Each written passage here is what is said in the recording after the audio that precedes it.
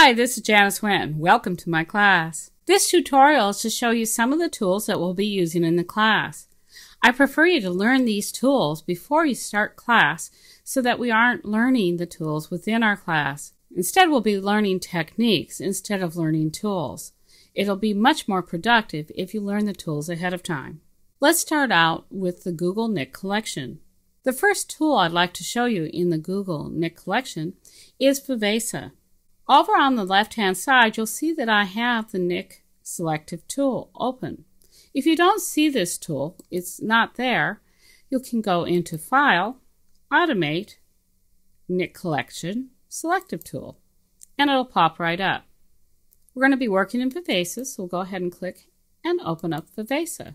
Now you can see the Viveza is quite small interface right here, and to quickly make it larger, just click the F key on your keyboard. Within the interface, we can see all the particular tools that are in here.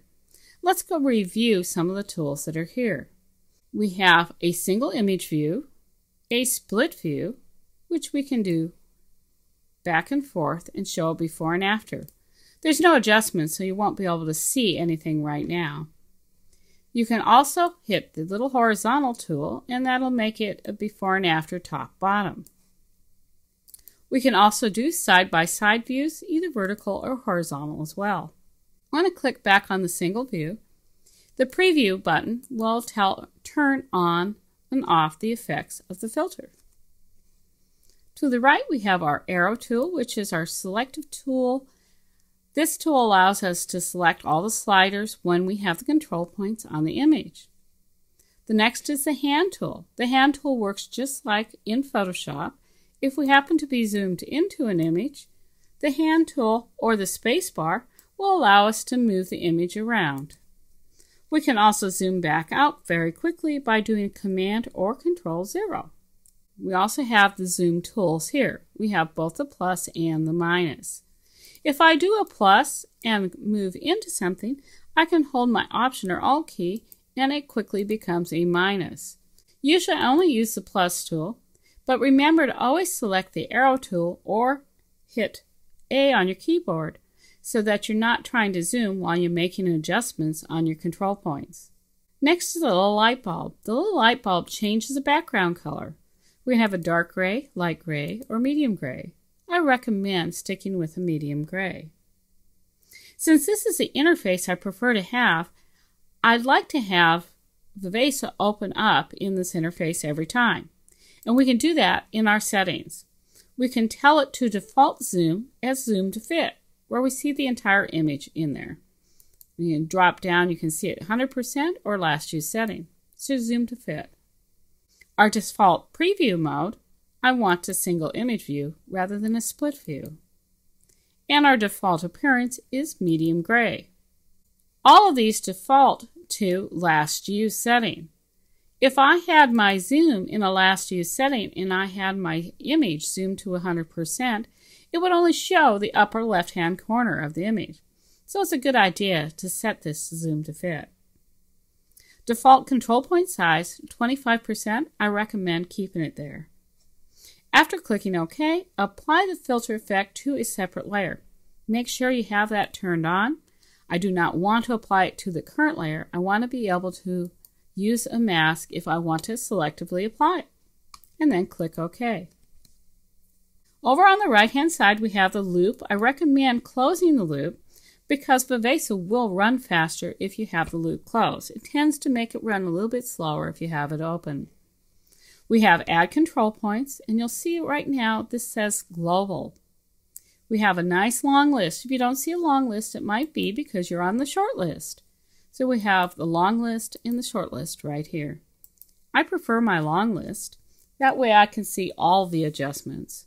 When we're in global, it will adjust the entire image when we make the adjustments here. But the whole reason to use Viveza is to do localized adjustments without having to make selections. So let's go ahead and click on a control point. You can also add a control point by doing Command or Control Shift A. So we'll just put a control point in there. You'll notice that I have the magnifying glass, so I'll go ahead and click A just just A by itself, and now it will have returned me to the arrow tool. I'm going to make the trees a little bit darker. And the reason I went to the trees right away is because the trees don't have that rich green that I remember there. So I go ahead and give it the nice green and tell it to do all the greens in the entire image that way. Over on the right hand side again, I'll show you how that made that selection. Right below all the sliders we have what is called control point list. The little arrow to the side will open and close that. The control point list allows us to see what the mask automatically selected. And we can turn that on right here under the mask box. So we can see it actually affected an entire image a little bit. Each value of gray is how much it's affecting it. Since nothing is entirely black, it is affecting everything a little bit, but in different values. I'm going to turn that off and show you how just adding another control point will totally change that. So I want that bridge not to be affected by what we adjust the trees. So I click and put a control point on the bridge and expand it so we get the entire bridge. Now when we come back to the control point list, when we go back to the green one, we can see that the bridge is black. Whereas now, when we select the bridge, it is white. That shows us our selections. So if you ever want to see what's been selected, you can always go down there and select it. Now when I'm looking at this image, I want that bridge a little bit brighter. And I don't want it quite so blue, so I'm going to take the saturation down. You could also warm it if you chose to do so. Up in there in the corner, it's a little too bright. It's taking our eye away from what is the important subject. So go ahead and make that a little bit darker. You can see how that made that nicely. And do some darkening down here in the reflections as well. But now we see that these little azaleas look a little bit on the dull side. So let's go ahead and zoom in. And you'll notice that I just marquee my zoom over those areas. So it's nice and easy. And I'll just now select the azaleas. And you'll notice they got a little bit brighter. So I'm going to add some saturation to them. Some structure. Now structure is localized contrast.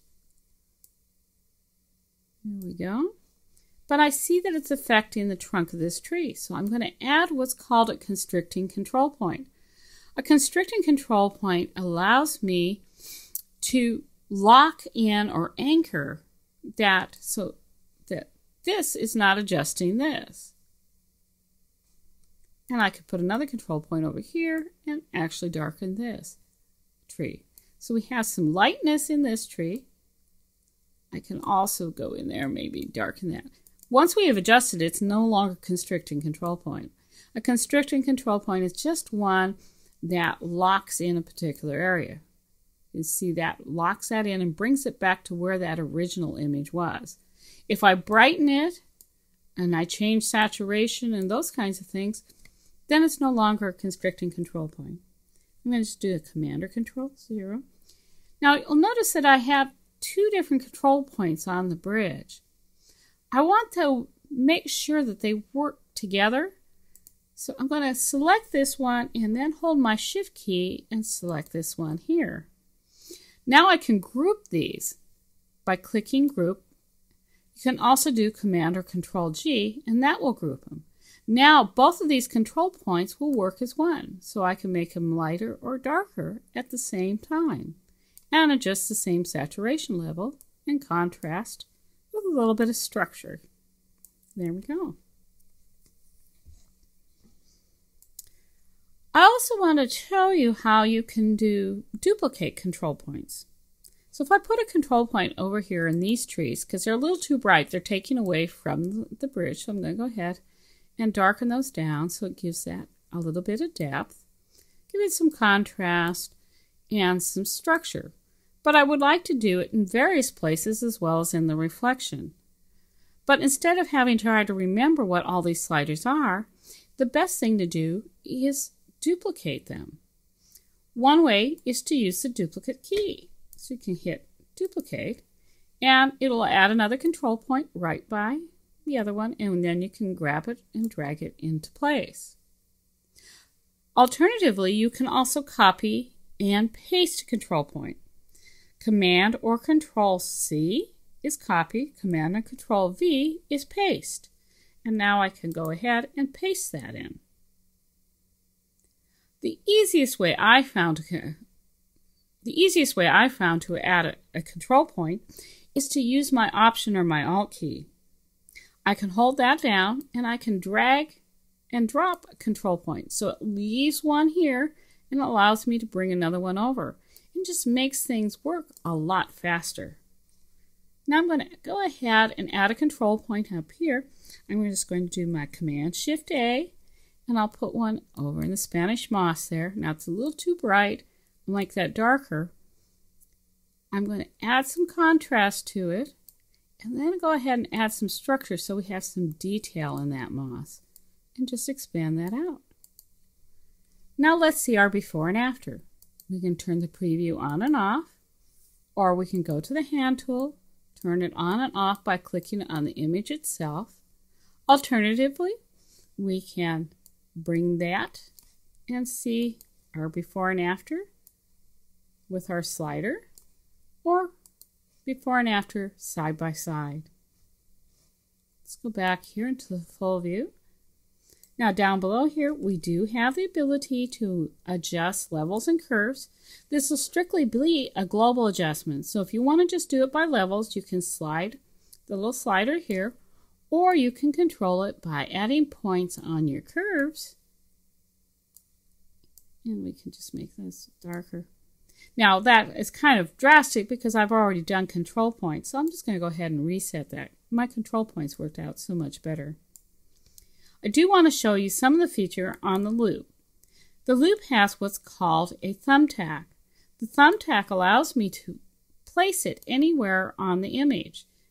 The loop view, when you don't have a thumbtack, just follows the cursor around wherever you are. So if you're trying to add a control point, it gives you a little crosshair, allow you to try and make a selection more actively. And then it'll go back to the before and after view. Oh, also, if you want to delete a control point, just hit your delete key. It's much faster than finding your delete here. But I really want to see what the effects are on the image without it following me around. So you can just use the thumbtack. To turn the thumbtack off, just click it again.